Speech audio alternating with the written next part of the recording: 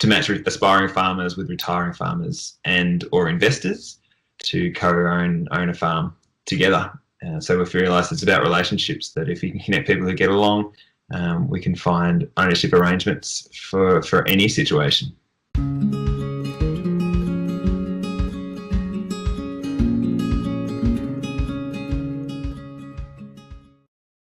Hey Sam, how you going? Very good, Lucas. So my name's Lucas Hoson. I'm with the University of Western Australia. I'm working with Dr. Kirsten Martinez to investigate the emergence of new business models, applications, technologies, which are changing the agricultural industry in Australia.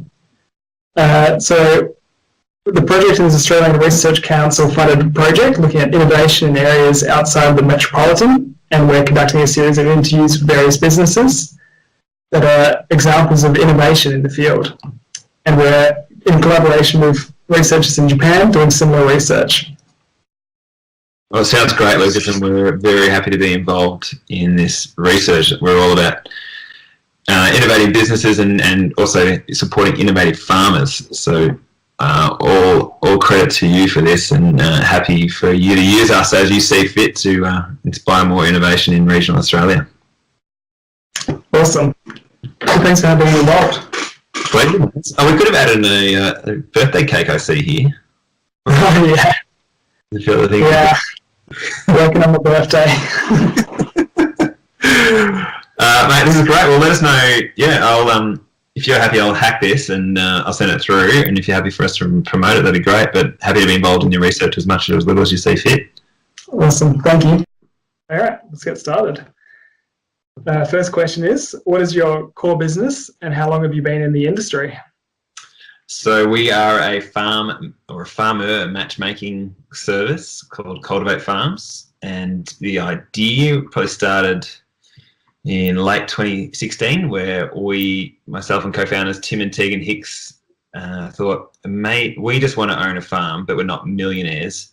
Imagine if there was a business that helped to buy farms for young people. And so that's when the concept started, I guess, and we've spent the last 3 or 4 years unpacking, is that even possible? And figuring out it is. And it's taken us a long time to realise it's a matchmaking service that we need to match aspiring farmers with retiring farmers and or investors to own a farm together.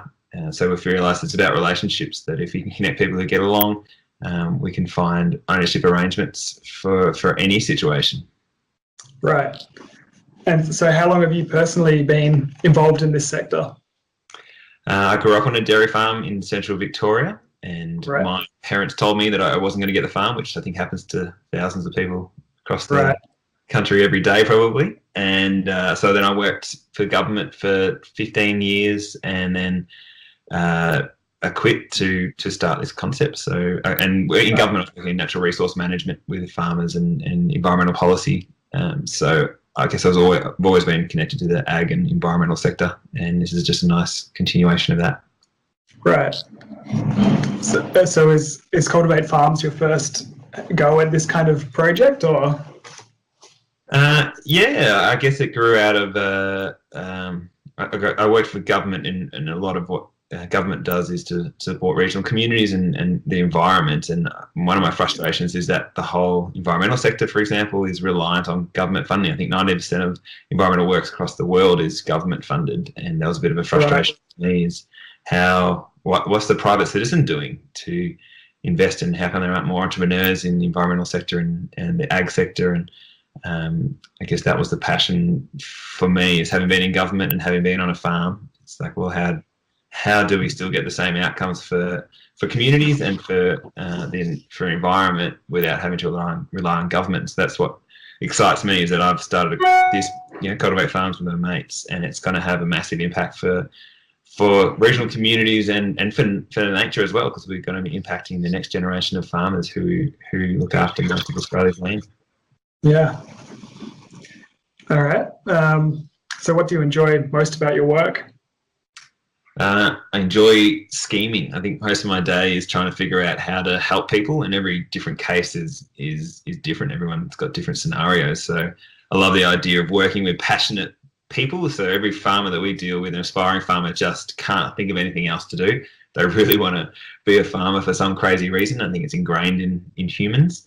And I get to work with them and help them think through, okay, you want to own a multi-million-dollar business. That's hard. But let's find a pathway to get there, and you can do it, and you can do it through building relationships and showing your passion and treating this like you're an entrepreneur who's annoys everybody at every single dinner party and every single event they go to. They talk about their app idea. Farmers and aspiring farmers should be the same thing, out there telling people, I'm going to own a farm, I just don't have it yet. Do you have a farm? Or do you know someone who's retiring? Can I talk to them? Do you have money? I'm the best. And I enjoy talking to people who really want this dream and want to make it happen, and we give them ideas to make it happen, because we think land management is so critical to the future of humans, and we're part of it from a fundamental point of view. Right. So the next question is, the next two questions are, what are the major challenges you face in your business, and describe these and how you're trying to solve these problems. So it might be worthwhile splitting this into, what are the major challenges you see in farming broadly, and then what are the major challenges for you personally with Cultivate Farms?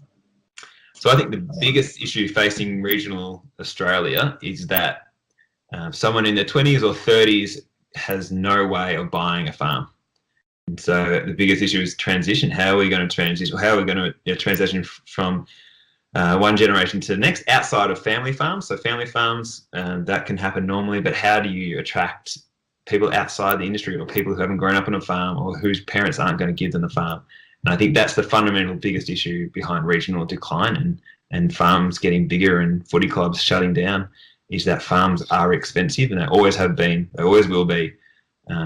And that is creating a mental block to so many people to not follow their dreams. So many people are leaving farming communities to go get a job in town, when we're saying, no, it is absolutely possible for you to own a farm. And removing that mental barrier is I think that's probably the biggest issue, is people have this mental barrier that millions of dollars equals impossible, equals I cannot follow my farming dreams.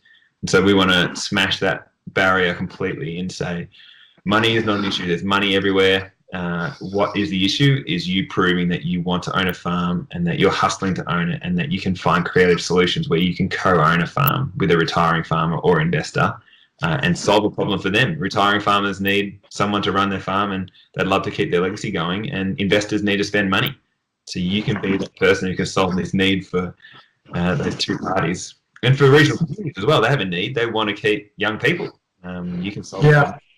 So from an industry point of view, that's I think the biggest issue facing agriculture, is that where the next generation of farmers going to come from, and they want to own a farm. They want to own it.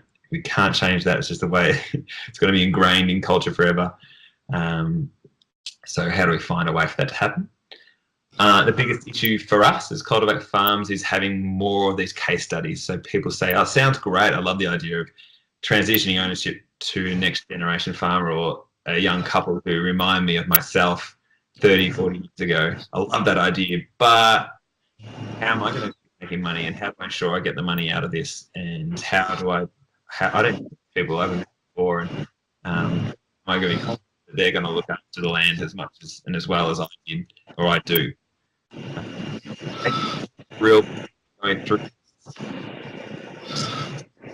more and more case studies from different avenues of investors, retiring farmers, big farms, small farms, different farming enterprises. Having all studies is what we've got 7 of our own at the moment.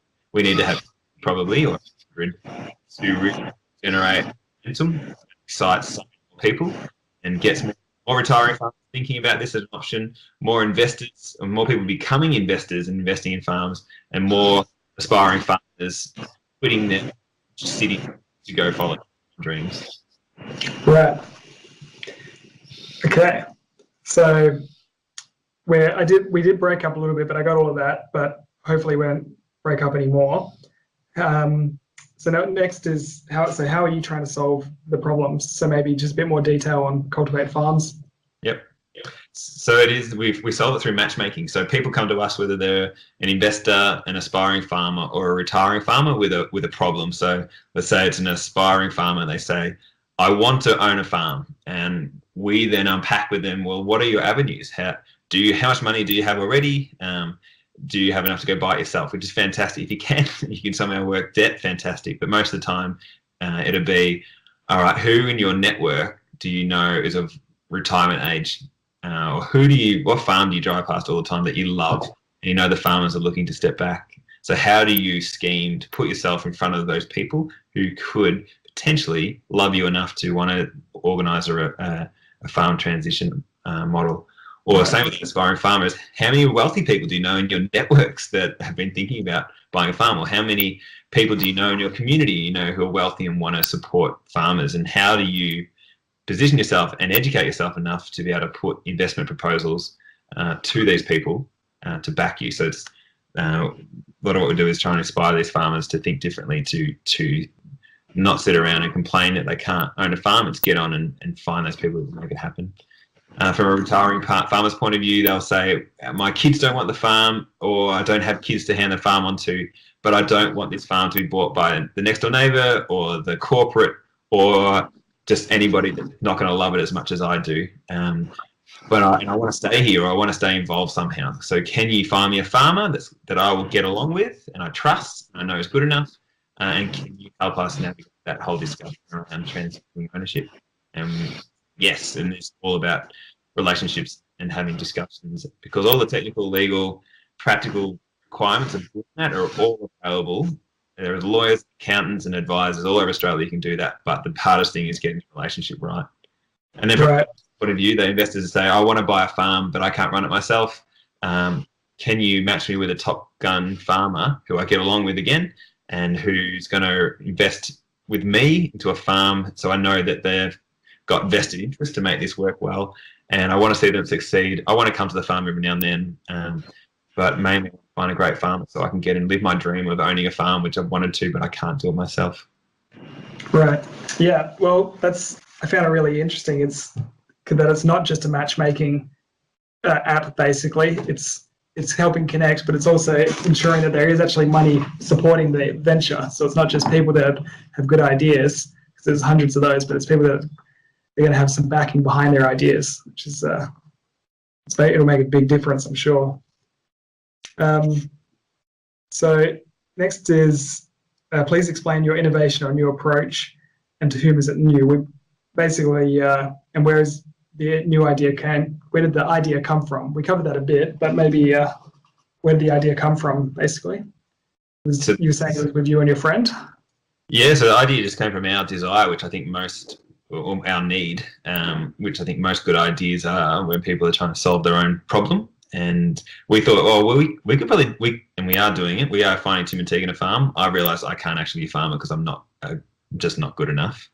But Tim and Tegan are chasing that dream, and we're not far away from matching them onto their farm and with investors. But I guess it was just sitting down, working through the practical realities of all these different options. How do you get someone to invest in you into a farm? And just through talking to everyone in the ag industry that we could, to putting the word out there on social media, which I think is such a powerful tool that every business should use, and finding aspiring farmers and talking to them on phone, and meeting retiring farmers and talking through their needs and just matching it up with our needs. We figured this out. So we thought this idea was dead 12 months in, because we thought we needed an Australian financial services license, that we would be the ones who would track the money, hold the money ourselves, and point it to these farms for them to go and buy farms. Right. And we realised you need a license to be able to handle lots of money. But then it was one, I can't remember the exact day, but we realised, oh no, we're not involved in the money at all. We just need to be involved in people and connecting people, because who knows why someone wants to invest in something or someone wants to back someone. It's for whatever reasons. Like, who are we to decide? But let's find people so they can have that conversation. And that was such a watershed moment, because we realized this is absolutely possible, and this is scalable across the world. This is just relationships, which we never set out to be a Tinder of farming or eFarmony. That was never what we intended to do. But we realized we had the power of the internet, which has never been available till the last 10 years, So distance is no longer an issue with connecting people, and you can get attention just with one tweet, which can open up the doors for a conversation and connect people. So I think it's a combination of good timing that we had this idea a few years ago, that this idea of matchmaking for relationships has already been well established. It was weird years ago to say, like 15 years ago, to say that you met someone on the internet. Everyone laughed at you, and it was a joke. But now it's weird to pick up someone at the pub. Yeah.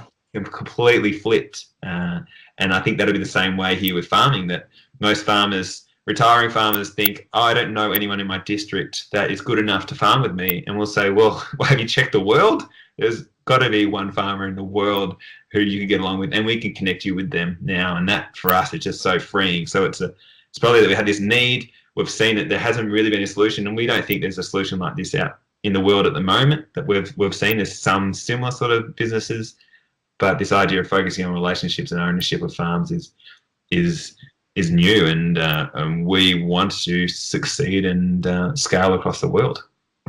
Awesome.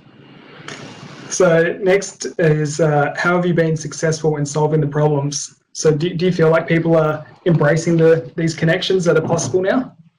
Yeah, I think we are. We've had case studies. We've got 7 farms that we've matched. I think the biggest issue now is on the aspiring farmers point angle. Do you really want it? I think there's a lot of people who are thinking, yeah, I'd love to be a farmer. Of course I would. And then you put an opportunity in front of them. So, for example, we've had an investor who's got lots of capital to invest, and we've sent that to a number of farmers, and a lot of them say, we're not quite ready, or it's just a bit too far away, or it's not the exact farm I want. And so it feels like now there's this gap between, we've got you these opportunities, they are right here. How much are you willing to sacrifice, or how much do you really want this? Are you okay with living 300 kilometers away from your family? Maybe you need to. If you really want this, what are you willing to sacrifice to make it happen? Which every entrepreneur goes through. And I think that's what we're running into right now, is that maybe there's a lot of aspiring farmers out there that aren't really that serious about following their dream, or they are so strict on their requirements that they'll never actually meet it. So that's the big issue we're up against at the moment, is getting these farmers to realize the big vision and the big possibility here, that you can own a farm. It might not be in the exact location that you want, but use it as a way to get into the thing you want, which is owning a farm, running it, and maybe then in 10 years' time you can use that to go get the ideal farm. So I think that's our biggest barrier at the moment, is, do these farmers really want it? Right. So have you got more prospective buyers, people that are aspiring farmers, or have you got more investors and such that are trying to find the right people? Definitely more aspiring. So we're around 700 aspiring farmer members on our database at the moment, and we've got a big following on social media. We've got probably 50 retiring farmers we're talking to. About half of them are ready to go, and the other half are still just helping them work through what they really want for their farm.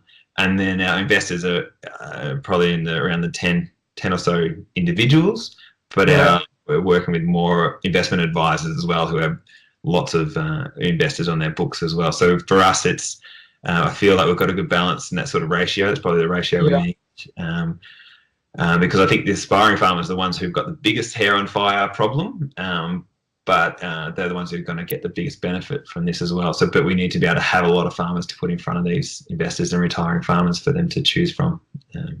So that's probably the ratio we'll go forward. Right. So how sustainable are your initiatives, and has it made your business more competitive in the future? So I think this one might be worth splitting into two again, in saying how sustainable are your initiatives, and how competitive do you think this makes farming broadly? And so again, farmers broadly and you specifically. So from a sustainable point of view, I'd say our farms are 100% sustainable. So we won't support any farm that isn't going to be viable in the long term. And that means different things for different farms. So some farms are absolutely commercial viable in and of themselves, and others require off-farm income, and that's fine. Again, this is just matching people to a situation that they're happy with, but also they've got their advisors, the financial advisors and legal advisors, to support them through the nitty-gritty to make sure it is viable. But viable means different things for different people. So we'll make sure every farm of ours is viable. Us as a business, we are not viable right now, but that's a sacrifice we have been wanting to make because we see a massive potential in what we're doing. We know it can be a financially sustainable business. It's just we need to put in years of free work effectively to do our case studies and prove the worth of what we're doing to be able to charge appropriately into the future. So we know we've done all the modelling that is absolutely viable. It's just getting these case studies up and running has been the focus for us, and doing it free, if not really very, very cheap. So it's been a deliberate ploy for us to not be financially sustainable. So we've got income streams in other ways to keep us going. Right. A lot of what this research project's looking at is like value adding into farms. So we're working with people in Japan who are doing similar research, and they use a term called centenary industry, which is it's not used in Australia, but it basically means like the primary producer, so the farmer, and then the processor and the distributor, they all work together, and it means six somehow, which is centenary. But from that point of view, in terms of value adding, and you're making like a curated product, small farms are definitely a thing. If you have someone passionate working on the farm, they can produce a product for the market, which, you know, a big conglomerate might not be able to do. Yeah, that's right. And well, if you've got the supply chain sorted where you know you're going to get a certain amount of product sold for a certain price, that gives you the confidence to go and build your business. So that's, yeah, I love that sort of thinking. We'd love to get involved in that supply chain side of things as we grow as a business as well, and support our farmers to be even more profitable. Yeah. You're right. Okay, so question 8 is, are there any intermediary organizations who help your business connect to consumers? So do you connect to people directly, or for you, in your case, I suppose it is because you're the website, you're the one connecting people, so it's a bit different. Yeah, well, I think our business that connects is Facebook and Twitter and Instagram and podcasts and YouTube. Like, they're the ways that we have gotten to people, and that's, I think every business should think about that. That you should be a content creating machine first, that inspires people to then want to follow you and buy your services and goods. So Facebook has been the #1 way that we've been able to connect people, because everyone's on Facebook. So we just create content and get ourselves out there to where they are, to make it really easy for anyone to find out about us. We're not saying come and join a new platform. It's like, we'll just come to where you are. But so Facebook's been the thing that connects for us. And yeah, we are the marketplace is another way we call ourselves. But people like real estate agents and lawyers and accountants and the local community legend are the people that we want to get to know more and more and more, because they're the ones who see farmers every day and can start being the matchmakers themselves. So they're the ones that we want to keep collaborating with, and government and local councils, because everyone has that need. Everyone wants to bring young people back. Everyone wants to make farming profitable, and everyone wants to make money off farmers. So we're just trying to get to those people to help us get to those farmers who have the need to get on or off the land. Right. So this question might be worth splitting again. So what are the main obstacles or remaining issues for Cultivate Farms, and what are the main obstacles you see for farming in general?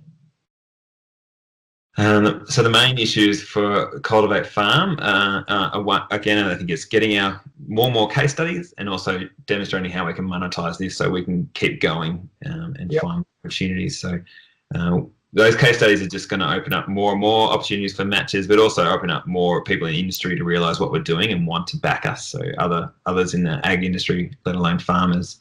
So those case studies are just so key, because people want to know that we're working and farmers are happy, and that we're serious about this, that we're here for the long term. And so we know that's what people expect, and that's what we're going to keep doing. The problems that need to be solved for the ag industry in general, I'm just really worried about what message we're giving next gen farmers. And the messages are, at the moment, go work on a farm as a worker, or go work as some other secondary ag related job. The trend is that people are moving away from agriculture and farming, but it does not have to be the way. We know the trend is not that people don't want to own a farm and don't want to be farmers. It's that they know it's almost impossible. That's the trend. But we're saying, just a mindset you can follow your dreams. You can be a farmer. You can own a farm. Yeah, awesome. Thank you for your attention and for watching this video. Click here or somewhere to watch more of our videos. If you're new here, please do subscribe. We want more of your attention. We want to get you inspired to get onto your farm. Let's get you farming.